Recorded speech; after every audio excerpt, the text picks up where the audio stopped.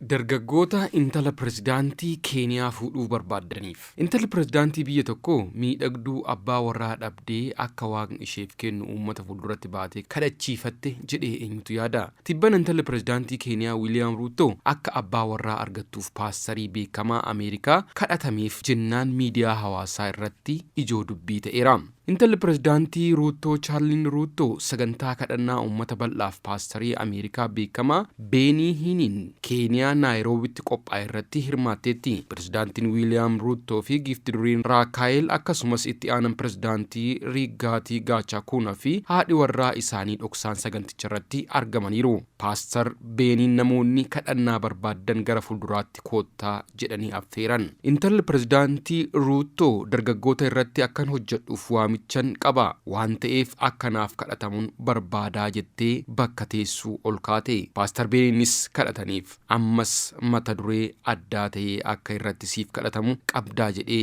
yoo gaafatan gurra isaatti asaasuun waa itti himte. Innis kadhannicha itti fufee abbaa warraa waamicha kana ishee gargaaree fiixan baasuufis kenniif. Yaa Waaqayyo dargaggeessa sana kenniif karaa isheerra haa dhufuuf kan ishee jabeessu deeggaraa gaarii jechuun Beeniin kadhataniif. Waan hojjechuu feetu kana hunda qofaa ishee hin dandeessu. Yaa Waaqayyo dureetti ba'uun lubbuu siif booja'uu barbaaddi. Kanaaf ariitiin abbaa warraa ishee barbaachisu yaa Gooftaa kenneef. Kadhannaa abbaa warraa argachuuf Keeniyaatti taasifamaa jiru kun ijoo dubbii ta'aa dhufeera. Kaan ni qeeqaa, kaan ammoo itti qoosas, kaan ammoo anatu si fuudha jechuun gaafii dhiyeessuu fi eegalaniiru. Maqaan koo Aawumbaa jedhama. Oliif gadi fiigee hojjedheen jiraadha. Yeroo kadhannaa paastar Beeniin waliin taasiftu akka abbaa warraa barbaadu argeen si gaafachuu barbaade. Kadhannaa fi amantaa ati kaleessa agarsiifte hedduu gammadeera. Waaqayyos akkan si fuudhu kara keetti na qajeelcheera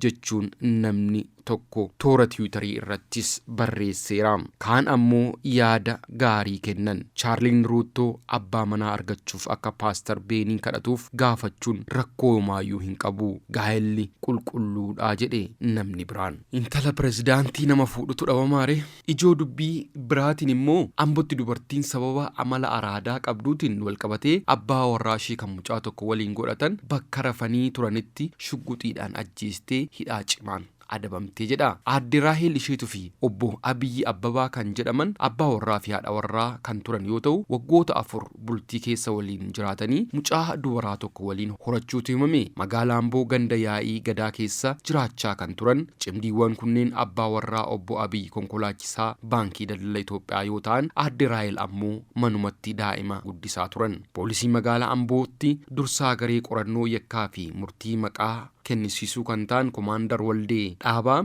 aadde Raahel araada adda addaa waan qabaniif maallaqni abbaa warraa irraa argattu gahuu dhabuun madda waldhabdee turuu kaasu. Haati warraa kun araada jimaa qama'uu dhugaatii fi shiishaatutu qabu. Miidhamaan obbo Abiyyi ammoo mindaa ji'aan argatan waan ta'eef maallaqni isaan fidan araada ishee kanaaf waan hin geenyeef yeroo adda addaatti walitti bu'aa turanii jedhan. Waldhabdeen ka'umsi araadaa ta'e kanaanis aadde Raahel gaafa guyyaa 10 kurnaffaa bar 2015 halkan abbaa warraa ishee obbo Abiyyi bakka rafee jirutti shugguxii isaa fuudhuun si'a 2 dhukaasuun akka ajjeeste qorannoon poolisii ni ibsa. Poolisiin magaalaa Amboo simatamtuu abbaa warraa ishee gara jabinaan ajjeeste kana to'achuun qorannoo barbaachisu erga taasiseen booda abbaa alangaa godina Shawaa Lixaatiif dhiyeessuun dhimmicha mana murtii olaanaa godina Shawaa Lixaatti ilaalamaa ture. Manni murtii olaanaa godina Shawaa Lixaa ragaa bitaa fi mirgaa erga dhaggeeffateen booda dhaddacha gaafa 15 ji'a jaaffaa bar 2016 oolen himatamtuun abbaa warraa ishee shugguxiin ajjeeste kun hidhaa cimaa waggaa 18 akka adabamtu itti murteessee jedhan Komaandar